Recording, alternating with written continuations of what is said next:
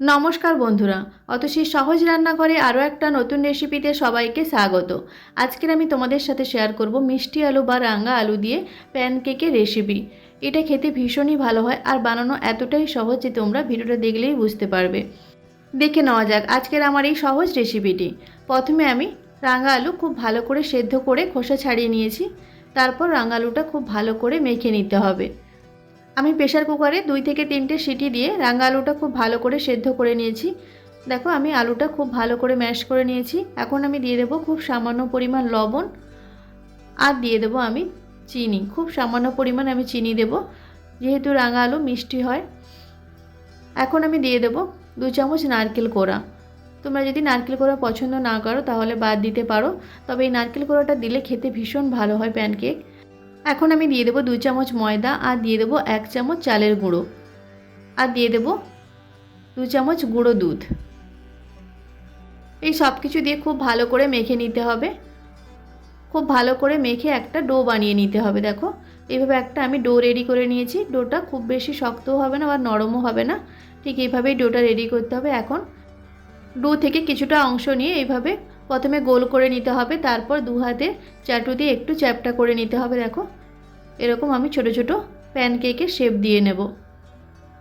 সমস্ত প্যানকেকগুলো আমি এইভাবে রেডি করে নেব।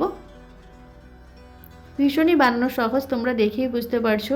তবে বাচ্চারা খেতে এটা ভীষণ পছন্দ করবে, তোমরা টিফিনেও এটা দিয়ে দিতে পারো বাচ্চাদের। দেখো সমস্ত প্যানকেকগুলো আমি রেডি করে নিয়েছি। এখন এগুলোকে ভেজে নিতে হবে। তার জন্য আগে থেকেই আমি গ্যাসে একটা প্যান বসিয়ে রেখেছিলাম আর আমি একটু সাদা তেল দিয়ে ভালো করে গরম করে নিয়েছিলাম। তারপর আমি কয়েকটা প্যানকেক আমি দিয়ে দিয়েছি, একসাথে সবগুলো আমি দিইনি।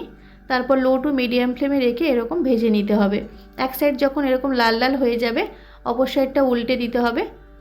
গ্যাসের ফ্লেমটা লো টু মিডিয়াম ফ্লেমে রেখে এগুলো ভাজতে হবে, না হলে হাই ফ্লেমে দিলে পুড়ে যেতে পারে। দেখো 2 সাইড এরকম লাল লাল করে ভেজে নামিয়ে নিতে হবে। এটা ভাজতে বেশিক্ষণ টাইম লাগে না, 10 মিনিটের মধ্যেই এগুলো রেডি হয়ে যাবে।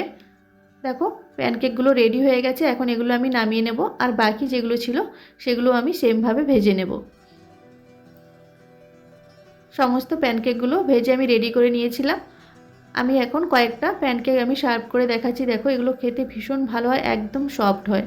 অবশ্যই তোমরা বাড়িতে একবার এইভাবে রাঙা আলু দিয়ে প্যানকেকটা বানিয়ে দেখো, বাড়ির সকলে ভীষণ পছন্দ করবে।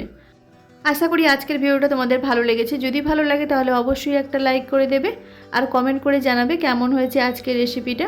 আমার রেসিপিগুলো যদি তোমাদের ভালো লাগে তাহলে অবশ্যই আমার চ্যানেলটিকে সাবস্ক্রাইব করে পাশে থাকা বেল আইকনটি প্রেস করে অল অপশানে ক্লিক করে দেবে। তাহলে যখন আমি নতুন কোনো ভিডিও আপলোড করব তোমাদের কাছে নোটিফিকেশান পৌঁছে যাবে। আজকের ভিডিওটা এই পর্যন্ত। নেক্সট কোনো ভিডিওতে তোমাদের সাথে আবার দেখা হচ্ছে নতুন কোনো একটা রেসিপি নিয়ে। ততক্ষণে তোমরা ভালো থেকো, সুস্থ থেকো। ধন্যবাদ।